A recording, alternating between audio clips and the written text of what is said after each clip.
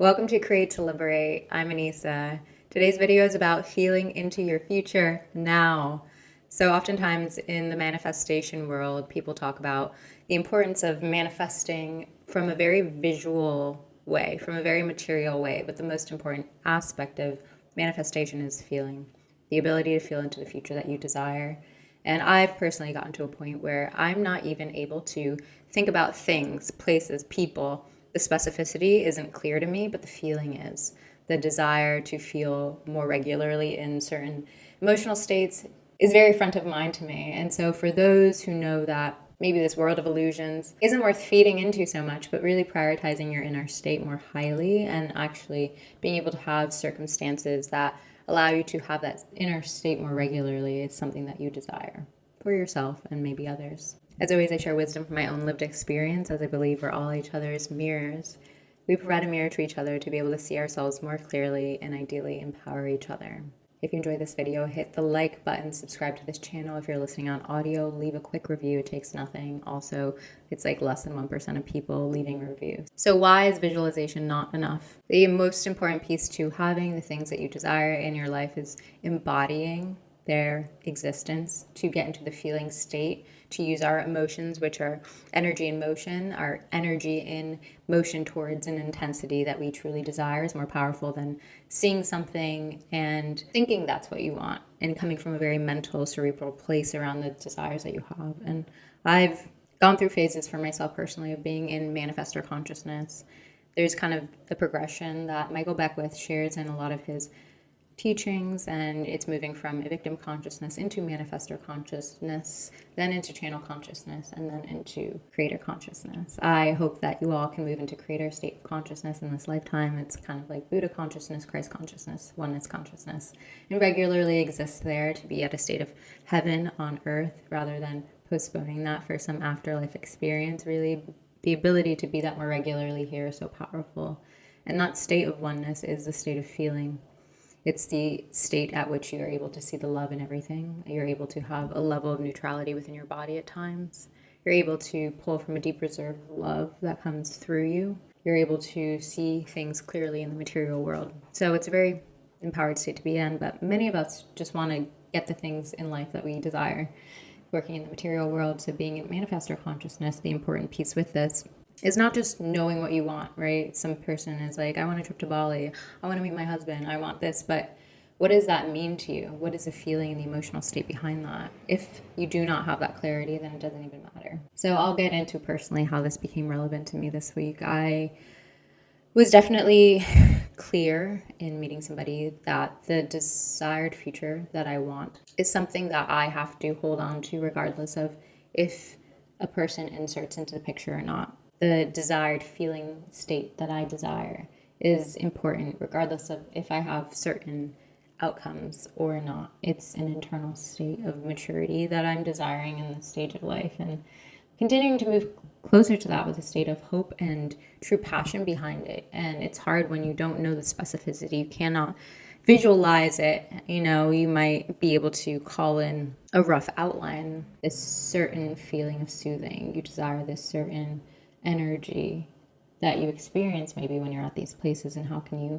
hold on to that desiring of that energetic state. And that's specific to what I was having arise within me. It's not just to live at the beach, but it's more largely to be in a state of ease, in a state of feeling of abundance and maternal energy more regularly and more transparently. It's already what makes these things so hard is taking ownership over these things, these desires that we have, that there is some pain behind, because there's a part of us that doesn't believe in our ability to have them. There's a part of us that's grieving prematurely the not having. We're already in the place of exploring our alternatives rather than having deep faith and belief in the knowing of that desire coming into our life, of the things that we want manifesting. And the most powerful thing is the present.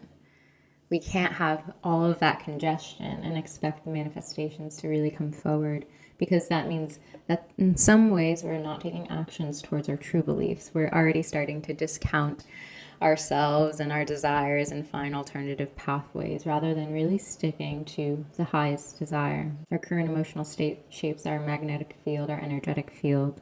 what we feel we're worthy of, what we move towards. I had these moments even in LA where I'd see somebody who is notable, famous, but in a context where I could easily approach them. And I was like, oh, I shouldn't, they're busy, and it came from a belief of, oh, I'm not worthy to interrupt, to, take up time and space from this person's life. And I'm very conscious of that, having lived in New York City where the culture is not to approach people.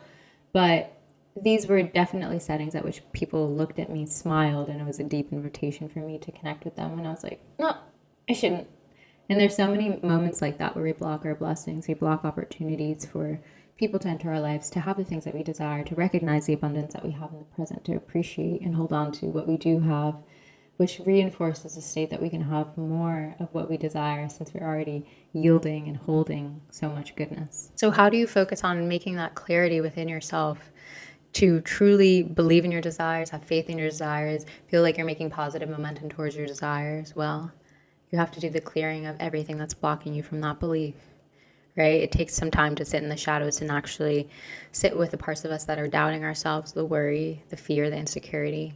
We have to really be with those parts of self rather than try to suppress them into our subconscious and be like, no, they don't exist.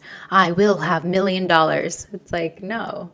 What is blocking you from that belief that you will have that money? Maybe you grew up with a family that really indoctrinated so much scarcity mindset into you, and maybe there's so much healing work that you can do to impact that. Maybe you desire to have this amazing love partnership, but you don't feel like you have the skill set and capacity to hold that partnership, even if it came through into your field. You feel like intimidated, there's a level of anxiety that arises in you, and so there's so much nervous system regulation work, attachment theory that you can explore. There's so much healing work and ways that we can cultivate the capacity to hold the desires that we really want and take actions towards them. But there does need to be that side of clearing and making space to truly have shameless, unfiltered belief in having the things that we say that we want. So rather than just writing down all your manifestations, write down your manifestations and any doubts that arise that are attached to your manifestations. Write down what you feel are the things blocking those manifestations in the present. Is there anything that comes to mind for you? Is there any fear that you're carrying? Is there any doubt that you're holding on to? Is there any pain from the past that keeps surfacing as you try to say, no, but I'm going to have this thing? And then how can you tune into those things that are blocking you from having true faith, true belief, and really work through those in a conscious way? And that might not be a speedy process. It might take years. It might take a lot of support. It might take working with experts. But you're worthy of having those things addressed so that when you come back to manifestation work, and I'm not getting into the specificity of how to manifest, though you can look at visualization meditations, you can look at ways to manifest by like writing things down and burning them and doing purifying techniques. And there's so many ways to just bring your desires into the clarity in the forefront of your mind. I used to like vision boards. There's so many ways to do this, but I think what has become relevant to me is just having the knowing of the feeling that I desire. So if there's things that you want, clearly write those down, etc. But sometimes it's just the feeling of the thing that you desire that's most pronounced. And so when you move into visualization meditations, when you move into this writing down, making art to reflect the thing that you're calling in, how can you actually just be with the emotional state of what it feels like to receive that? Can you be with the peace that it feels like on the other side of that? Because what you'll feel oftentimes when you receive the things that you desire is just neutrality. Eventually, at some point, maybe it's a huge spark, and then sometimes it normalizes and it becomes more of our normal. So the things that we're pedestalizing in life, they're never that out of reach. They're never that crazy because everything comes with light and dark. Some things that seem really shiny and epic have so much darkness. You'll realize on the journey towards them that you don't even want them, right? So getting clear on really the emotional state that we want to feel more regularly is the best way to begin. And then always taking small aligned actions towards those things that we say that we really desire every single day. Putting yourself in the mindset and in the heart space and actually taking some actionable steps towards that. And that means a lot of accountability for some people. It means writing things down for others. It looks different for everyone. I know a big thing for me is just really feeling into the future that you want now, today. Feeling into what it feels like to be lying on the beach regularly with your baby on your lap. What it feels like to be in these states. We can actually access those experiences within ourselves today. And that helps hugely in belief that we can have those also in our eyes open, waking life. Sometimes we inflate what those experiences are like as well, and remembering that everything is just a different experience. Everything, say you want Range Rover versus a Toyota Corolla, and you think that the experience behind the wheel will be significantly different, but it's all about how you feel. There's nothing massively different about the interiors of those cars and being behind the wheel of each of them. There's nothing massively different. But your interpretation of that experience is what's massively different. How can you interpret the experiences that you have today in the present more like that dream, more like the thing that you truly desire? How can you wake up each day and be in the more feeling state of love? Many of us want many of the same things. We want more freedom. We want more love. We want more liberation. This is called Create to Liberate for a reason, because many of us want to feel the most expanded version of ourselves. We want to feel the freeness that we know we deserve to feel in this lifetime, despite the level of survival mode that folks are in, surveillance that folks are under. How can you at least allow yourself in your body freedom? And then, yes, try to create it in the external world more so over time.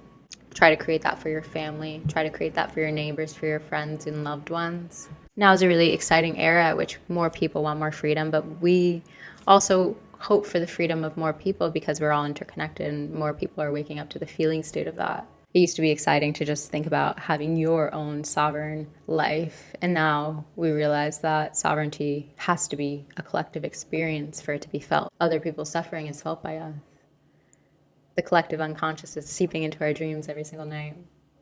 So a lot of the fears and things that are arising are not just specific to you. If you're doing your manifestations and you're having all these worries arise as to how do I afford this, there's so many people who are in that same mindset and struggling and examining how to get through each day.